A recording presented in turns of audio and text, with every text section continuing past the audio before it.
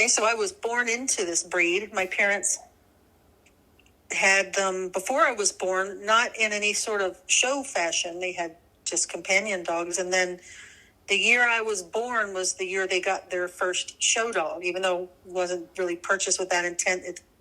They got started into it right around, right as the year I was born. So I'm involved with Bulldogs in a multiple of ways.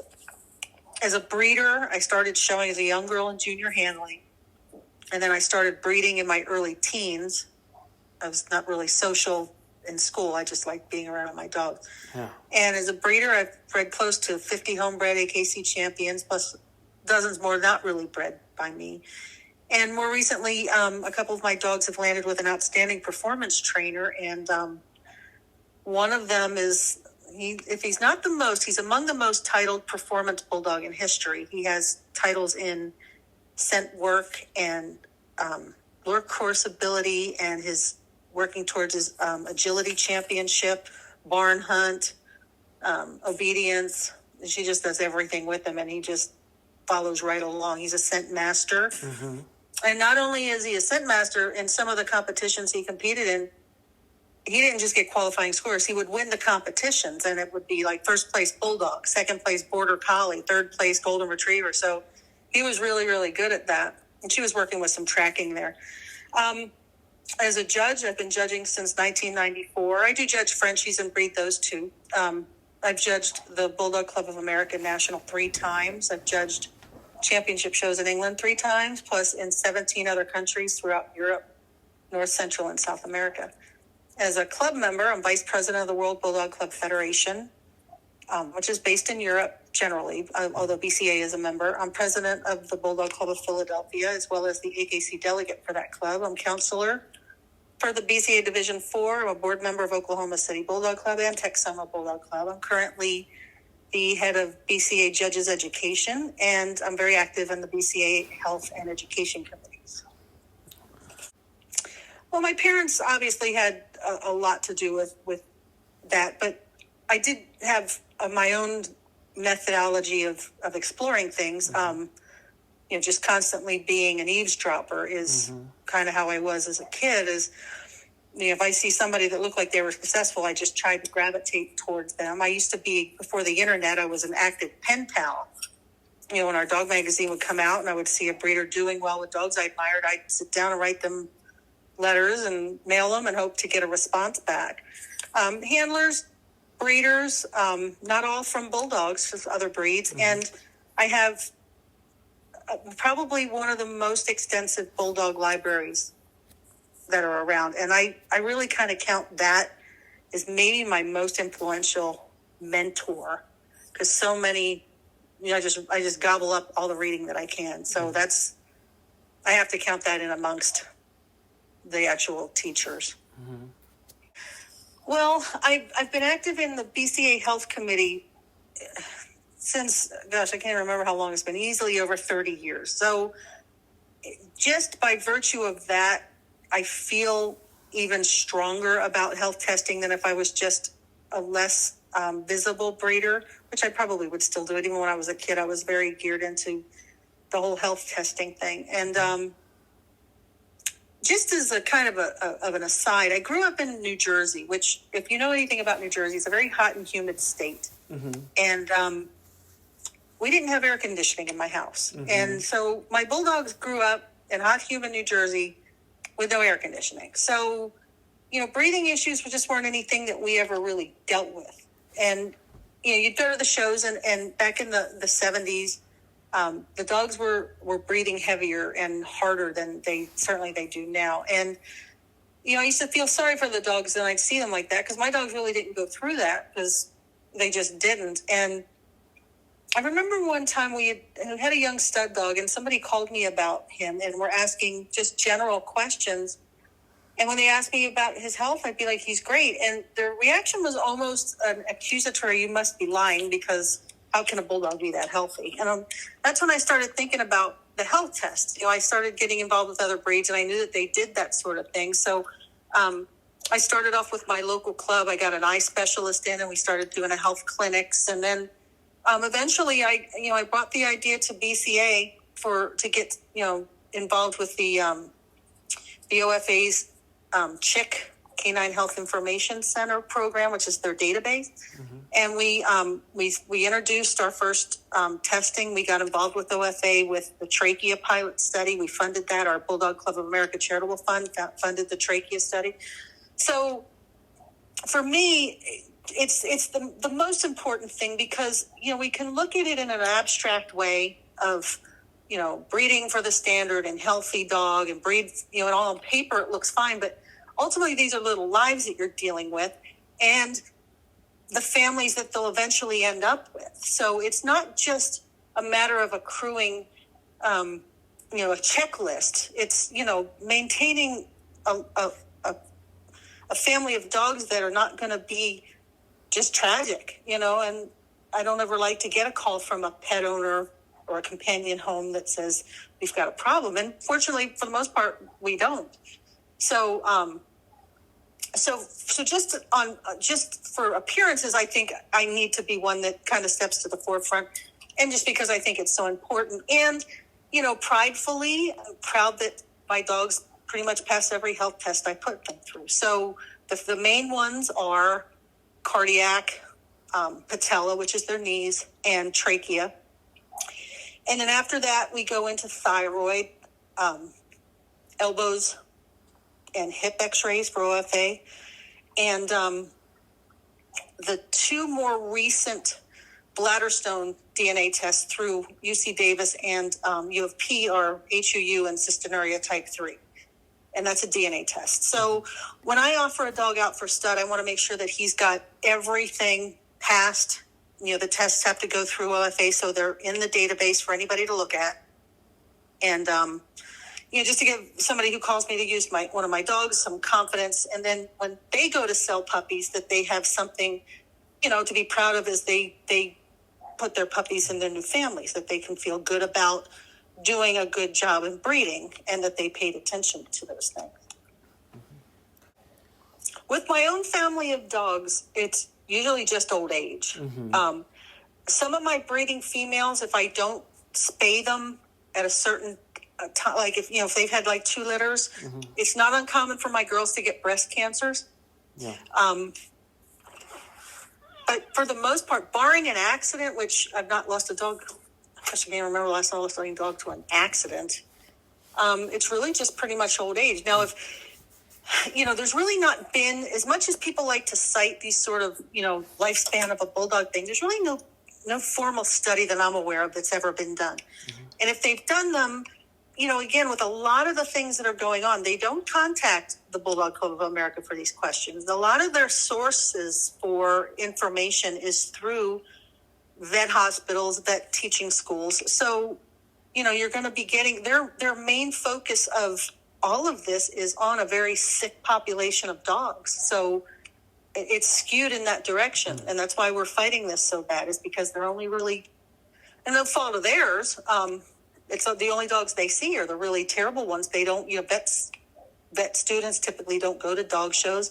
A lot of them don't really know anything about the dog show world. And until they do, and a couple of groups have been starting to pull the vet students to dog shows as sort of like a field trip. And the reaction almost always is pleasantly surprised at how positive the experience is for the vet students in an enlightening, positive way. Like, gosh, we didn't realize that they were this healthy. Well, the truth of the matter is so many of these bulldogs don't have to go to the vet. My dogs don't go to the vet hardly at all, other than a shot, and so they don't get seen. And, a lot of us talk about how proud we are that we never have to go to the vet. Now we're in a situation, it's like, well, all right, so that's now gotten us into a little bit of a problem, because the only dogs that see the vets are the only dogs that are being encompassed in the whole bulldog discussion is the sickest dogs that go to the vet all the time.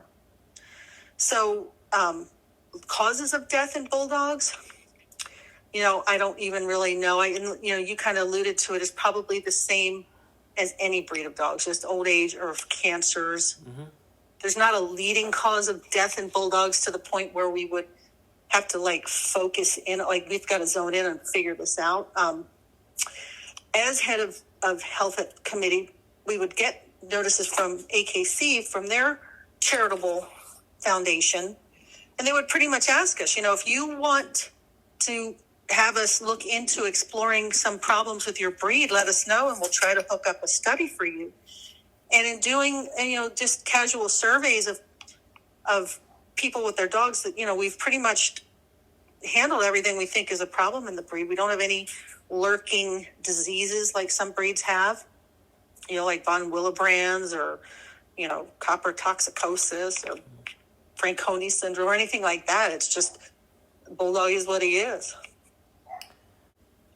It's an interesting thing with the hips. And when you talk about breeds like American Bulldog or, those Mastiff derivative type Bulldogs, completely different breed. Yes. A completely different kind of dog. The relationship to our Bulldogs pretty much probably split somewhere in the 1820s or earlier, maybe even in the 1700s. So, by and large, it would almost be like comparing us to boxers or Dobermans at that point. Just the fact that they're called Bulldogs is really the only, it's not the same breed. So you're dealing with a completely different physiology. So hips is a tricky thing with Bulldogs.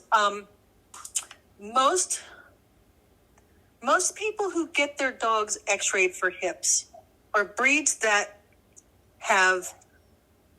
whose dogs suffer with the hip dysplasia. In other words, it causes them severe pain, arthritis. There's pain management involved. We've seen Bulldogs with degrees of hip dysplasia that show absolutely no symptoms of it. So if your dog's not limping for any reason, there's not an inclination for somebody to just arbitrarily go and get their dog's hips x-rayed just for the sake of doing it. Until we have started introducing this Ambassador for Health program, and people, because there's an aspiration to get to the higher levels of our program, so they throw hips in. And I never particularly bred for hips. So when I started doing my own dog's hips, I was very pleasantly surprised to see that we were grading fair and good, and that's just because I understand what soundness looks like from the outside. I understand what what a bad mover looks like. So, the dog showing thing comes into the health thing because, if they're not sound, it's not just a matter of for show points. You're not going to win if they're not sound, but it's clearly a limp or a gimp or some sort of an obscure or unbalanced motion that would make you then seek out your vet to do an x-ray to find out why. And so, the really good dogs are coming up with really decent hip scores now that we're actually seeing more people go that extra route for the hip x-ray. So I think you'll find that super, low score, I think Bulldogs are the top of the hip dysplasia list. But I think we compared it to like golden retrievers in the same period of time. Something like 20,000 golden retriever x-rays versus like 59 Bulldog x-rays. It's just, there's just not enough data. And in just casual discussions, totally not anything casual. And just when I talk to a vet or somebody who's, or I have friends who, hey, while you're at your vet, ask them this: who's treating Bulldogs for pain management for hips? And almost all of the vets say, that's not what we do that's not a problem. There's no pain management for most Bulldogs with hips. So, it's just not the kind of breed that it's not quite like your American Bulldogs or your Mastiffs or Bull Mastiffs, where a hip dysplasia is going to cause crippling arthritis and really knock a dog's life into a really bad situation. And again, most of these good Bulldogs, now that we're starting to explore, are coming up fine. There's not enough people do it. Right. Except for when their dog's limping or has a problem, go to the vet, shoot an x-ray. It's like, oh, by the way, you have hip dysplasia. So, that's usually why more bad hip dogs were being x-rayed, because they were looking for a problem. Now we're just doing it to confirm good health. And it's like, lo and behold, we're finding that the good ones are actually scoring fine. Yeah, absolutely. I think a lot of the breeds where it's a big problem with them have spent a lot of money researching that. And that is some of the data that's coming out of those studies, I think. Yeah. I know you kind of touched upon a little bit about it, but if you can expand even more, what is your formula for success? It's just probably my complete and total commitment to this breed since I was a kid. It's my whole life wraps around this breed. So I'm fully absorbed in all aspects between, being a breeder, being a historian. That's part of like my hobby is the history of them with all my books and everything. And just pure love for them. And, it's just a commitment. And I really honor like the past a lot and the old breeders and just trying to keep this breed going. I don't know if there's really a formula. I mean, I think I have a really naturally good eye for quality, I understand the difference between, good and bad. That's certainly helpful. And I have a competitive nature. So I like to win, and you really can't win if your dogs aren't any good. And if your dogs aren't healthy, you're not going to win. I come in from a different perspective because I didn't start fresh. This has just always been the only life I've known. So where I can compare it to is we started breeding Arabian horses about 10 years ago. So I kind of understand how the timeline works. Mm-hmm.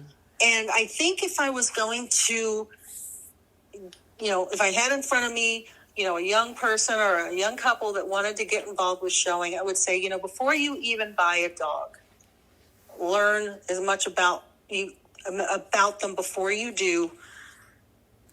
Like I think a lot of people put the cart in front of the horse. It's like, right, here's our dog. Now we're going to start learning all about it. We're going to breed her, but we don't know a thing about bulldogs. And, you waste a lot of time with that. And then when you finally realize that you started off all wrong, you've wasted a lot of time. And, mistakes in dog breeding equal animals that have to deal with being a mistake. Mm-hmm. Whether it's a selling decision that was bad or a breeding decision was bad. I mean, you can't look at them as anything other than living creatures. And I don't think enough people stop and think about that. A lot of people ask me, how did the one world, dog world, help you for the horse world? And I would have to say that because I knew so much about how the whole entire concept of animal exhibitions work and dog breeding works, it almost worked as if I came into Arabian horses having done research before I bought the horse. So, obviously I had to learn more about the conformation of the horses and the different bloodlines. And because I understand pedigrees and how they work, I think that helps me understand how different horses came to be, how breedings might work, where somebody who coming into dogs or horses with zero livestock or any husbandry experience really plays a lot of catch up. So I think with the horses, my dog experience was kind of like my, research all you can before you get the horse. It's like, all right, so I researched just by doing it, how the dog shows work and how all those things work. So even more so as a reason to, before you would buy something, is just immerse yourself in it with, every intention of learning all you can, and then start exploring your purchase for your first female or male. And if you really even want to breed them, hopefully you decide to breed them. And then if you do decide to breed them, that you really just do it for the most positive, forward-thinking improvement of the breed, and not just, for a cash cow or anything like that. The whole reason to breed is to improve the breed for the next generation, not for any other reason. Yeah, and recognize that you will make mistakes. I mean, obviously it's easy for me to say, don't do this, don't do that. I think one of the most important lessons you can make is by making a mistake. Just hopefully it's not the kind of mistake that devastates, a dog's life or a person's life, and easy to correct. But, just research all you can. And then, again, at some point you do have to jump in, but hopefully you have not just, even if it's a year of, attending shows without a dog, traveling to different kennels and seeing the different dogs, talking to people, figure out who you can have a relationship with. Yeah. You know, people will buy a dog from the first puppy that comes along and they realize, you know what, I don't really like this breeder as a human being. Yeah. You know, I just don't like you. And then that becomes, you know, a course of stress over the course of, you know, your time as a new dog exhibitor, because you've got this, you know, this person you just don't really like, you know, maybe criticizing what you're doing, you're not doing it right. And a lot of fights can start because you didn't maybe take the time to not only explore for good breeders, but with breeders that you actually get along with, that you can cultivate a relationship with as, you know, a teacher student kind of thing, or even just friendships. Mm-hmm. Well, as I kind of indicated before, so much of what's going on with all of this legislation is based on incomplete information. You know, they don't contact the major Bulldog clubs for any input when they make these decisions. These clubs have been with members of combined of hundreds of years of experience with the breed. So the decisions that are being made with these governments are based on the sickest dogs that frequent the veterinarians and their vet schools. And there's a large, like I said, there's a large population of Bulldogs who really never have to even see a vet. And we were always proud of that. But like I said, it's gotten us into trouble, and that we're really a marginalized and often ignored group of breeders and dogs. You know, they don't even want to think about us. It's like, no, we know what we're doing. We only want to talk about these poor sick dogs. We have to, when we're here on the sidelines waving, it's like, wait a minute, no, don't forget us. But they do. So, you know, for some numbers, I don't have exact numbers, but I think the AKC registered in 2020 something like 14,000 Bulldog litters. And that's not puppies, that's litters. So that number goes up exponentially as you figure that a Bulldog can have anywhere from 1 to 14 puppies. And in contrast, there was only 87 Bulldogs that completed their championship in that year. So, you know, 28,000 plus, 50,000 plus Bulldogs, and only 87 Bulldogs were shown to their championship. So I reference championships because it's the dogs that show, the breeders that show dogs, and the dogs that are becoming the champions are the ones that are being bred to the standard, you know. So this whole talk of changing the standard to save the breed, you're not dealing with people that are even paying attention to the standard anyway. And for the people that are, we're like, wait a minute, we're following the standard. Our Bulldogs are beautiful. You know, the top winning dogs are the ones that are acing all these health tests. Mm-hmm. And, you know, so it's like the standard protects the breed. And so it's probably even over 95% of all the Bulldogs in the world are being bred by people who either have no knowledge of or are even interested in our standards. And proof of that also in this tidal wave of the off-color dogs. I mean, they've overrun the Bulldog populations, and I promise those breeders absolutely are not looking at standards. You have to just look at them. Besides the color, you can't show them. The quality, you know, I could get into the standard and everything, but you just have to look at them.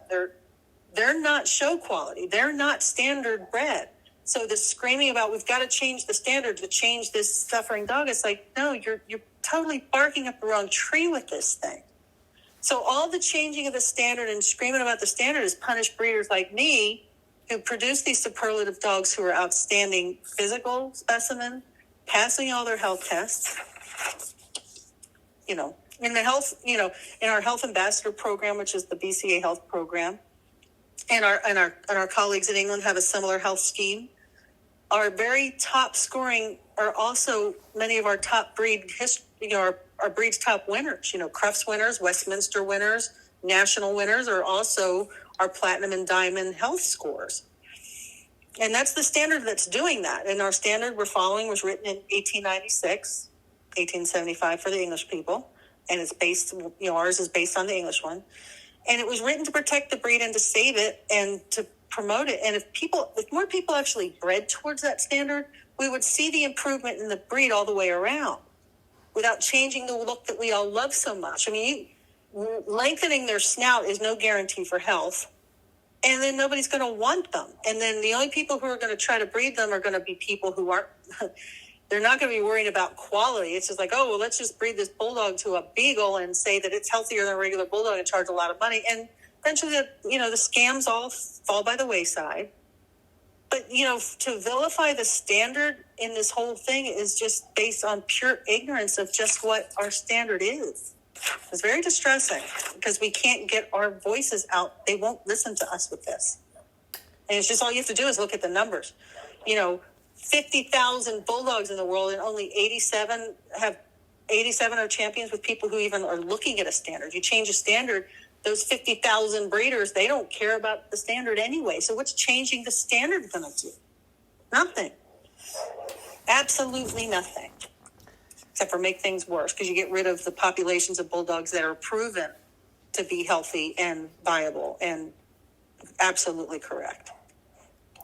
Even in your world, breeders of different breeds are starting to even be a little biased towards Bulldogs in a negative way and are kind of feeding into this. Like, I think the last Crufts that I paid attention to before this COVID nonsense, I don't think they had an English Bulldog because it supposedly didn't pass their health standards.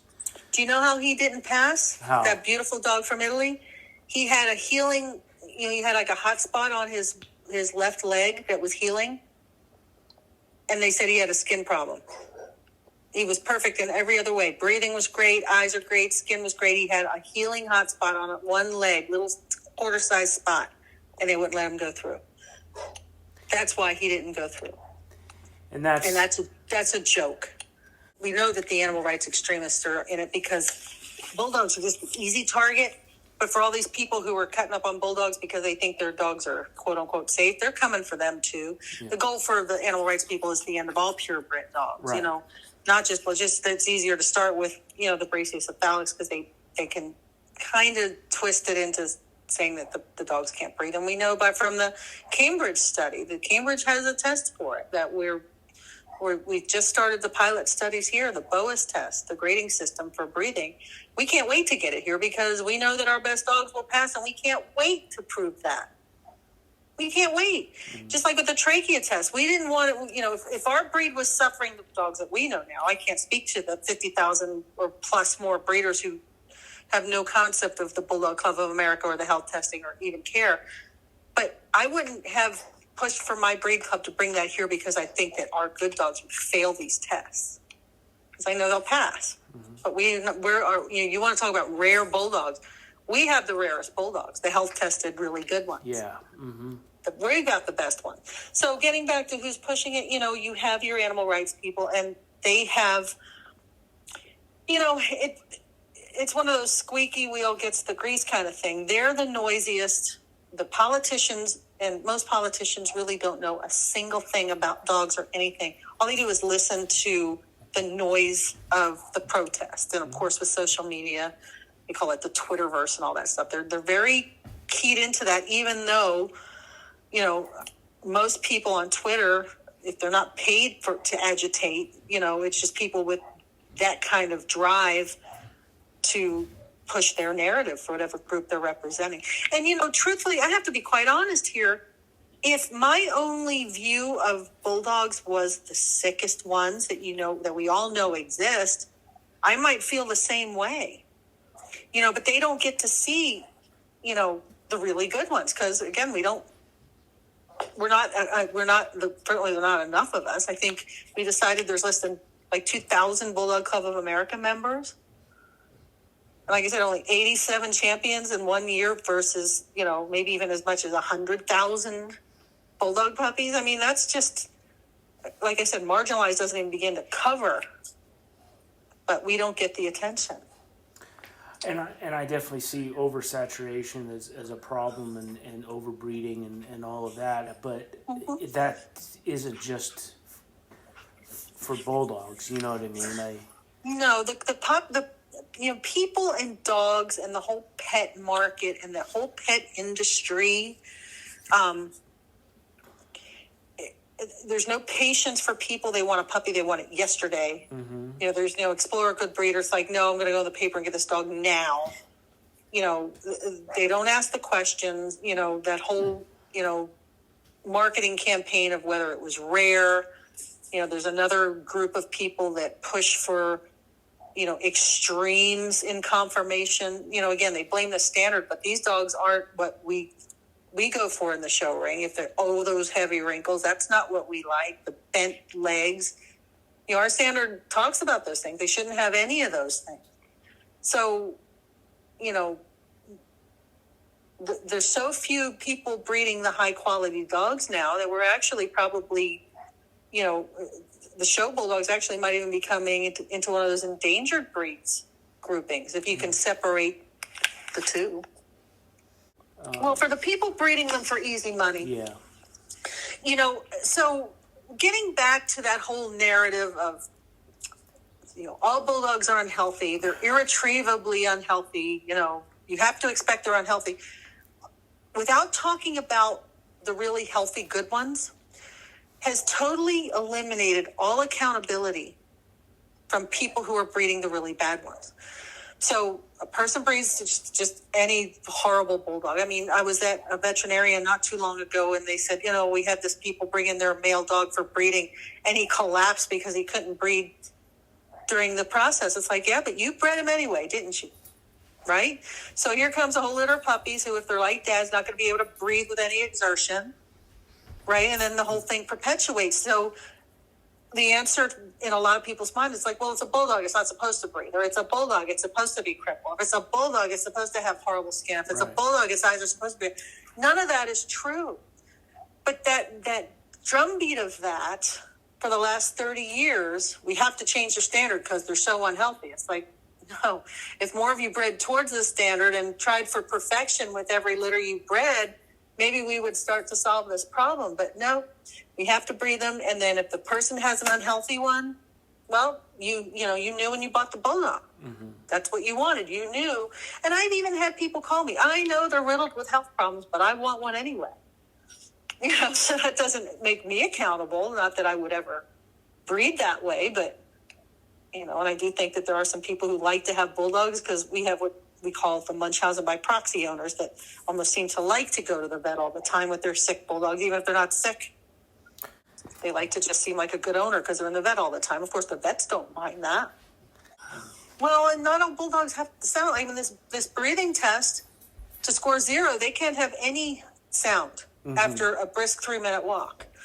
And I participated in the first pilot study. I brought 3 dogs up there, and my one puppy scored 0. I was winded after walking him for 3 minutes fast, and he wasn't even panting. He wasn't even breathing heavy or fast. Mm-hmm. And that's just, if you're at a bulldog show now, wasn't this so way 30 years ago or more? But if you go into a bulldog show, an all bulldog show, they usually held in a hotel ballroom, so it's quiet. Mm-hmm. And you'll have this ring full of, anywhere from 12, 15, 20 at our national up to 100 dogs in these big, huge rings. And, the judge takes them around the big ring a couple times. You don't hear anybody panting. And as a matter of fact, in the show ring, bulldogs pant. They're never going to win. Right. So, so there's a whole lot of reasons, you can maybe say, well, that the aesthetics are this and that. Well, the aesthetics of a show dog are what's keeping them healthy. You can't win if your dog's eyes aren't clear and bright and open. You're not going to win if your dog can't breathe. You're not going to win if his skin's terrible or his feet are sore or if he's limping. All these things our standard covers is excellent. It describes a big, wide nose. It describes vibrant movement. Unrestrained, free, and vigorous is the word. Shiny skin, eyes that are open and round. I mean, you can't have entropion. You're just not going to win. So, there's the standard. Again, for them wanting to change it, they're totally barking up the wrong tree. It's interesting you mentioned anxiety. Yeah. People talk about heat with bulldogs, but if you get an anxious bulldog, and some of them can be, they can work themselves into hyperventilation. Yes, and that's what he did. Even in a cooler temperature. And it's really not that they can't breathe. It's just that, if you've ever had an anxiety attack, which I used to suffer from that terrible, you have trouble catching your breath, and bulldogs can get anxious. Not a couple of them, but some of them have a wacky temperament where they get stressed really quick, and then they can get themselves worked up and into trouble. just because of that. But again, that would be part of, showing at the standard. You can't show with a dog that's that anxious. They have to have, they've got to be on their toes with everything. And then getting to this, and you reminded me of something that I didn't even think about, which I don't know why I didn't think about because it's so important. The mental image of bulldogs is fat and lazy and this and that. It's almost like a self-fulfilling prophecy. Yes. Mm-hmm. So many of these fat bulldogs who are treated like hothouse orchids and never allowed to do anything. Right. That just sets them up for all kinds of problems, not unlike people. There's nothing good about keeping your bulldog fat and lazy. And I think a lot of people, whether they're just too nervous about taking the dog out for a nice long walk. But again, people have been dumb about it too. I mean, I recently knew about somebody who's, their son had a bulldog, and it was like one of these 90-degree hot days in Chicago, right? Where the sun beating down, and they took him for a long walk. He didn't have any water on him, and the dog had a heat stroke on the way home. Well, a person could have a heat stroke on the way home in that condition. So, there's got to be some common sense with people, but there's no reason why, and again, as I said earlier in your broadcast, I grew up in New Jersey with no air conditioning. And the dog's just acclimated to it. And, one of the things I did, because again, I was so wound up in wanting to do so well in the show, I would take every dog for the mile around my neighborhood. And it was just what I did. And they got, they were in shape. And that made all the difference. It's just being in shape. So I think if a lot of people would stop keeping them so fat and lazy, now obviously not if they're dealing with, the trachea the size of a drinking tube or, a drinking straw. They've got to have the apparatus to do it. But, you see totally normal, healthy puppies just, almost wrecked as an older dog because they're not conditioned well. It's funny that you say that because, bulldogs are funny with the weight because, you can have two dogs from a distance look to be equal size, and you pick one up, and it feels like a feather. The next one will feel like, just a dead weight. And, so much has to do with their physiology of muscle and bone mass and that kind of thing. And, sometimes a problem that people will have with veterinarians that either they're new or they don't have common sense, or maybe, there's just some vets that really never even owned dogs before they decided to be a vet. But they'll go by like these dog food companies' weight charts. And they'll say, this dog for this height at the shoulder should weigh this and that. And, we've seen people like have these skeletal bulldogs, and they'll say the vet just keeps saying he's so fat by the scale. It's like, just look at him. He's a skeleton, and then, or he's too fat. If you can't see that he's too fat, again, there's just some things that you just can't teach people if they just don't have that kind of common sense. And there's really no cure for that. It's the unfortunate aspect that just some people in this world are not very smart. It's interesting when you mentioned C-sections and natural breeding and that kind of thing is, there's still a lot of people in Europe that free whelp their bulldogs. It's just what they do. America's a little bit different, and it's really just kind of become the culture of it, and for some reason, a lot of these extremists lose sleep at night at the fact that the dogs are, born by C-section. But any vet will tell you any dog at any time could need an emergency C-section. That's just nature. Humans too, what, this baby's not coming out, we got to do a C-section. So C-sections became available for dogs in 1919, and bulldogs notoriously, even way back then, it wasn't necessarily for their conformation. It's just they're kind of lazy whelpers. They're not real enthusiastic mothers. Right. And so, unlike the Frenchies who really love to be mothers, almost to a ridiculous degree. Huh. So, if a technique was created to aid breeders and a group of people decide to utilize it to maximize, the success for the litter, so like for me, my vet is an hour away, and unfortunately for me, a lot of times when the female's ready to have her babies, it might be 2 a.m. And so if I ran into trouble that we needed a C-section, I would refuse to use an emergency clinic because that's just can be a disaster. So I've already got a female who's got some stress from a stuck puppy or whatever. Hour drive. That's if my vet will meet me at 2 a.m. And you have the risk of losing your puppies and your mother. So for a lot of breeders, and whether you want to fuss about it, whether we're lazy or not, what I don't understand why the obsession with the fact that the dogs are often born by C-section. It's just easier, and maybe that makes me lazy. Okay, but I don't have time in my life to sit and watch a female have puppies for which sometimes that can last 24 hours or more. So I like this. We schedule the C-sections, and it's fast and easy. And we're home, and it's all safe and good in a matter of time. It's convenient, it's available, and it shouldn't freak anybody out to the point where they've got to go nuts for the fact that people choose C-sections. And Bulldogs aren't the only breed that are born by C-section. But everybody's so focused on it. And as far as natural breedings, it's the only way we bred up until my parents died. And then, it's just easier for me to do artificial. It's just easier. It's easier on everybody. It saves me time. And we're providing, it's husbandry. It's animal husbandry. And if I'm shipping semen, that's part of it. If I'm getting semen in, you do an artificial breeding. And it shouldn't make anybody lose any sleep at night that this is just the way of animal husbandry and animal breeding. It's just the way it is. So tell me, isn't that the same with you breeding horses that you guys? Yeah, we don't do any live cover with the Arabians. Yeah. Now, quarter horses, it's different. Or thoroughbreds, it's different.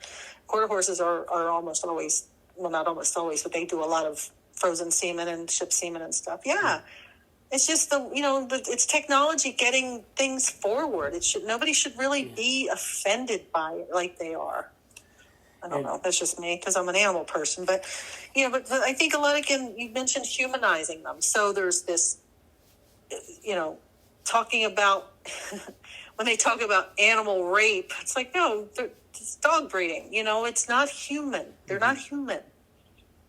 Even with the whole, and this is kind of going a little bit off track, when they talk about diversity. All right, so one of the complaints, and I read about a lot of the anti-purebred, anti-dog people, is this whole notion of crossbreeding to save breeds and introduce diversity.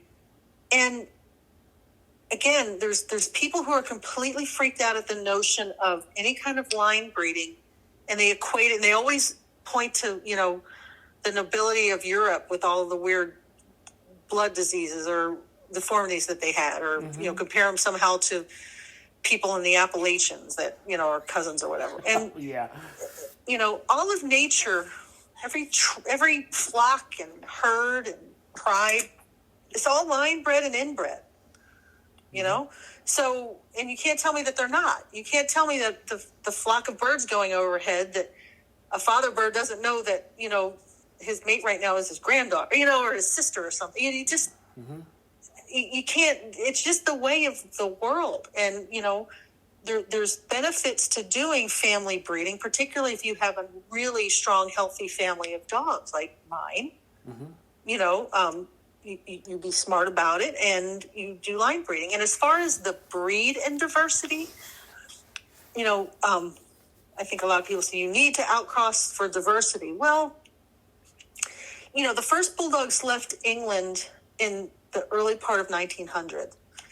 And in looking at some of our top winning dogs, again, our top scoring health producers, I traced 2 of them, just randomly picked 2, and I stopped counting at like 40 generations. There's nothing related. For hundreds, for almost 100 years, they have no common ancestors. So, when the argument comes up with, a pack of wolves, it's like, yeah, well, one wolf will leave the pack and create his own pack and go miles away. It's like, all right, well, Bulldogs branched off, and, a significant population of them came to America that are completely unrelated to the Bulldogs in Europe.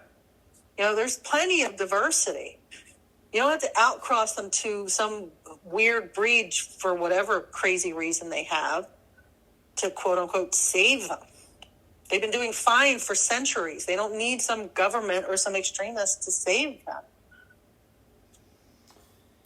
in the right hands. Now, I can't speak again. We're almost like dealing with two different breeds here. I can't speak to the massive amount of people with really no animal knowledge that are breeding them just haphazardly like they are. But I'm talking dedicated, true, knowledgeable breeders with a really quality, healthy bloodline. It's a very, again, I can hear the lack of education every time I hear this conversation. And the one thing people will say is like, oh, those dogs are so inbred, that's why they're so awful. Well, the truth of the matter is most of the really, really unhealthy bulldogs running around, these 20, 30, 50, 80,000 bulldogs, particularly the weird colors, they're not inbred at all. Yeah. They're just really poorly bred. Mm-hmm. You know, a good, strong line-bred dog of dogs that are, you know, health test generation after generation after generation, there's nothing wrong with that dog being line-bred, or if you want to call it inbred. There's nothing bad about that system of breeding. It's the dogs you plug in. You know, some random outcrossed bulldog down the street that's a wreck or that comes into rescue. Mm-hmm. If you could find his pedigree at all, you're going to see a mishmash of dogs without a single relative in ages. Mm-hmm. But so how did that help him health-wise, the fact that he's all outcrossed like that? Or I can show you, you know, one of my diamond health-tested dogs that, you know, that is more family bred because the family is strong and that the line is strong. So again, in humanizing dogs, again, you deal with a pet population who, when you try to mix dog and husbandry into family speak, it doesn't always mix. People aren't comfortable with notions of dog breeding and that kind of thing. And it's just the crossing of the worlds. And let's face it, that these animal rights people are they have an agenda. And they sure do, and they know how to. Mm-hmm. They're really, really good at how to steer an argument and get ignorant people to follow their line of propaganda.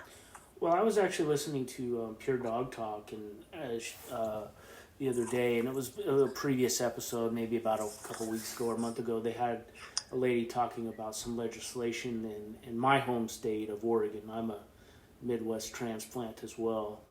That these people are actually starting to convince what we would be considered educated dog people. They're starting to convince them on subjects, and it's beginning to the point where it's starting to trickle in the conformation world. Some of these outlandish perspectives, and so they're actually doing better than a lot of people think with their propaganda. But then if you do research these groups, and I've done some very ancillary research, you realize that these groups are really not about animal rights. They're about pushing a political agenda that includes a lot of extremist points of view that I don't think a lot of people would necessarily agree with, and if they do, then maybe those people shouldn't be involved in dogs to begin with, in my opinion. But I mean, it's one of those things where you just need to realize that there is a bait and switch here. They're making money and they're pushing a political agenda that has nothing to do with dogs. And a lot of these groups that fund each other and cross promote each other are actually, you know, the ones that are euthanizing dogs at an alarming rate. Mm-hmm. Yeah, they want the elimination of all pets. Yes. You know, and so, you know, again, you're right, it's a big agenda, and not many people, I think a growing amount of people are becoming aware of it, but, you know, there's a term called virtue signaling, and there's, you know, if you support these horrible bulldogs, you must promote suffering. Well, they're not being allowed to see the full picture.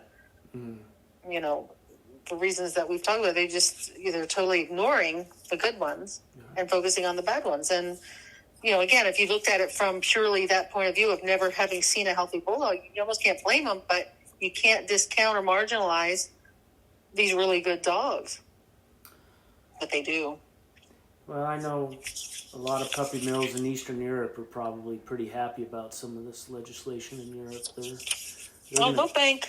The really bad breeders and the horrible puppy mills will bank on all of it. And it almost makes me sometimes wonder if they realize that they're actually helping the really, really worst of the worst puppy mills and stuff. I don't know if they realize that they're actually helping them. And every now and then I think, well, maybe they're in cahoots with each other, the way it's going to shake out. I would hate to think that they'd be that devious, but you know what? You never know. Some of them just, I don't understand what their rationale is. Yeah. I mean, I just don't understand. I understand, wanting ethics for animals and not cruelty and things to be done right, but to just be, like you said, extremist. They're so extreme. Right. But anyway, we could talk for a long time about that, but don't have to. Well, yeah, I know it's a touchy subject as well, but I think we got the point across. But I actually think Holland had it first. Yes. And then I think that a lot of those Nordic countries might follow in quicker than some of the other ones. And then other breeders in other parts of the country don't feel like it's as big of a problem for them.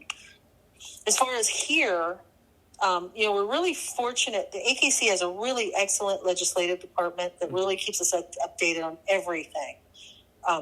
For all kinds of, breeding laws, everything. We know about everything. And then the NAIA, the National Animal Interest Alliance, also is an excellent ally for all dog people. And so, and the Bulldog Club of America has a legislative committee that's very strong, and we're watching it.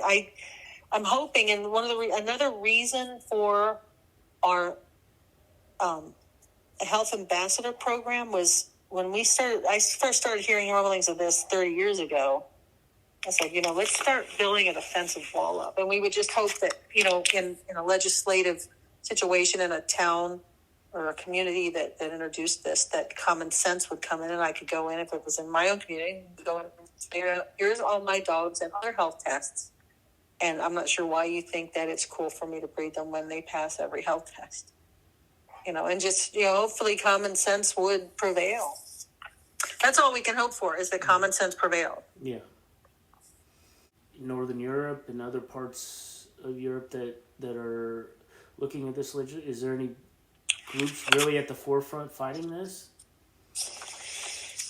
There's little sort of grassroots efforts. I don't know. Again, we have NAIA here. I don't know if there's a counterpart in England or Europe or not. Mm-hmm. Truthfully, I don't know. I know of different little small groups of little armies trying to do their best to get their message out, but they're little groups of people, not well funded, against this army. Like fighting the empire is what it feels like, and we're the rebel force, barely doing what we can. And other breeds are about to succumb, correct? Like French Bulldogs and pugs. Oh yeah, it's going to rumble down the line. I mean, even breeds like you wouldn't even consider. I think Great Danes are on a cut list. I mean, no breed's going to be safe. Mm-hmm. There really won't be any safe breeds. I mean, maybe the most, maybe like a Canaan dog, or a Basenji, which even a Basenji they could probably pick on with their. Mm-hmm. With their liver problem, whatever it is that they have. But yeah, I don't think any breeds eventually, I think they want rid of all purebred dogs because they consider it eugenics somehow. Well, again, we talked about some of the things that are coming up in the conversation, like outcrossing to make them better is just about the worst idea that I've ever heard, because we don't need to. We have the diversity, we have the healthy dogs, we have enough of them. Introducing other breeds can introduce problems that our breed just doesn't have. Mm-hmm. And again, the standard's not the problem, it's the solution. If more people would breed excellence and not all this wacky stuff, I mean, it's unbelievable that people what they'll breed just to make a litter of puppies and sell the puppies. And again, like so many things, people buy a puppy as if the puppy is a permanent state. Well, the puppy's only a puppy for the shortest amount of time in its lifetime. It's a 3-month span, and then all of a sudden you've got a dog. But by that time, the breeder doesn't answer your phone calls anymore, and then the dog ends up in a rescue because it's so unhealthy, and yada, yada, yada. And this whole notion of a longer snout being the ticket to health nirvana is just, we know that's not true either. We know it's not true, and then we have the Cambridge test to kind of help us prove it. There has to be just a stronger push for excellence. The dogs deserve that. Mm-hmm. Again, the dog almost becomes a concept to a lot of people. It's like, oh no, this is an animal that you're creating its life. And if more people would just be more aware of not only what they're breeding, of what they're buying, mm-hmm. and who they're buying it from, and just stop with the whole notion that they're all irretrievably unhealthy and start switching the whole vernacular over to no, there's nothing normal about an unhealthy bulldog. That's not what we want. Mm-hmm. Yeah, exactly. So, the stronger push for excellence has to be, the most, and learn more, get to know the BCA and all of our education. But, we're a 1,500 member organization against a tidal wave of, 100,000 bulldogs being bred by people who have no concept of the breed or its history or the health potential or any of that. So with any luck, this broadcast reaches people that say, hey, wait a minute, maybe I want to look into buying a healthier bulldog, or if I want to breed them, maybe I want to start looking into breeding the healthiest and most correct look.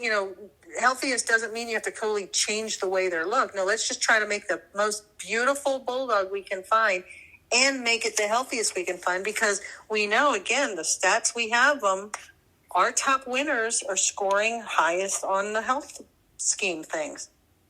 And that's for, trachea, cardiac, knee, hip, elbow, thyroid. Hopefully we'll get this breathing grading test, and we'll probably have them all pass that too.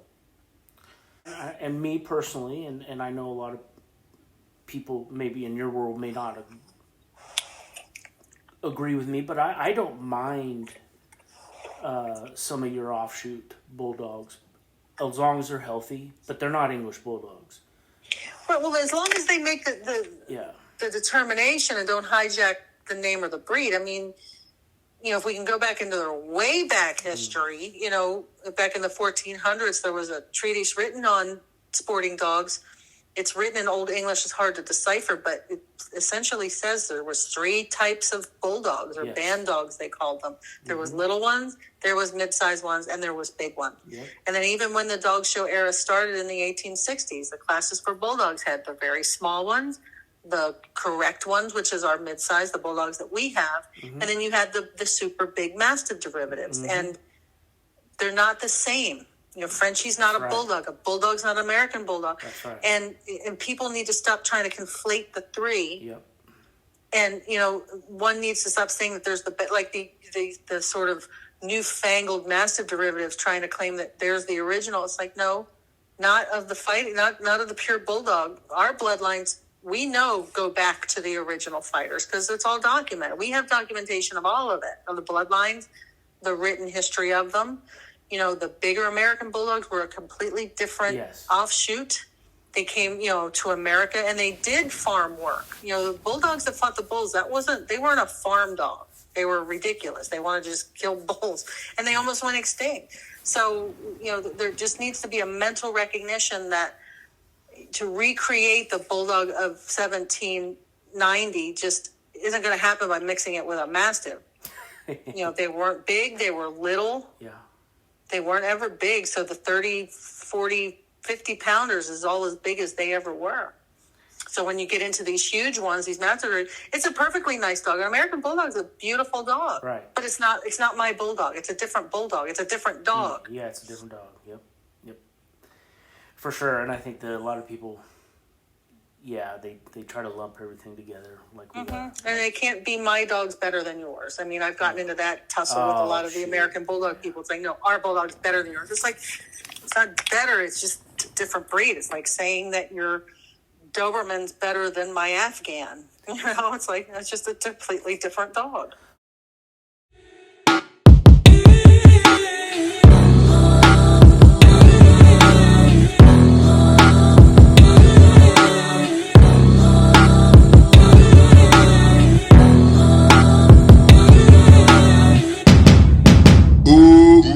Joseph, ooh, so I must be Mary, Joseph.